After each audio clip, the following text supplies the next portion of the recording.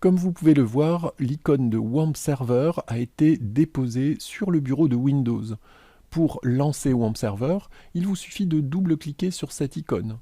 Vous pouvez également cliquer sur le bouton Démarrer, taper WAMP au clavier et cliquer sur WAMP Server. Quelle que soit la technique utilisée,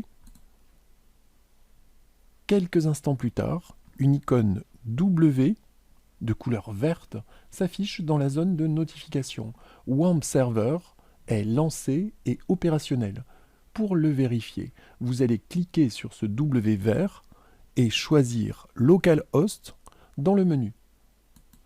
Le navigateur par défaut, celui que vous avez choisi par défaut lors de l'installation de WAMP Server, est lancé et vous devriez obtenir quelque chose comme ceci.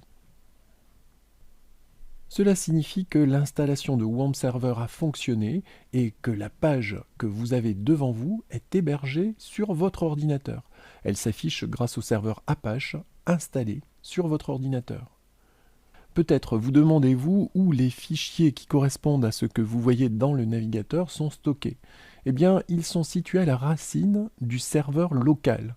Cet emplacement correspond au sous-dossier www du dossier dans lequel WAMP Server a été installé. Par défaut, il s'agit du dossier WAMP64/3W du disque C. Maintenant que vous avez démarré le serveur local, vous allez ouvrir l'explorateur de fichiers et vous allez vous rendre sur le disque C dans le dossier WAMP64 et le sous-dossier 3W. Et vous allez créer un nouveau dossier que vous appellerez par exemple cours PHP. Nouveau dossier cours-php.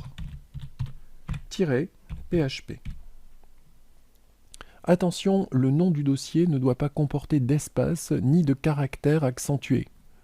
En effet, ces caractères ne sont pas web sympathiques. Entendez par là qu'ils ne sont pas totalement compatibles avec le web.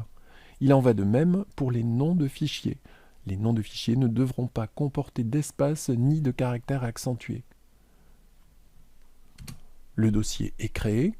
Maintenant, pour accéder au dossier cours PHP, il suffit de taper localhost /cours-php dans la barre d'adresse et d'appuyer sur la touche Entrée du clavier.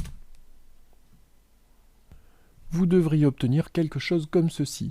Cet affichage est tout à fait normal puisque le dossier est vide. Nous le compléterons dans la suite de la formation. Ça y est, tout est installé, tout fonctionne. C'est parti pour nos premiers pas en PHP.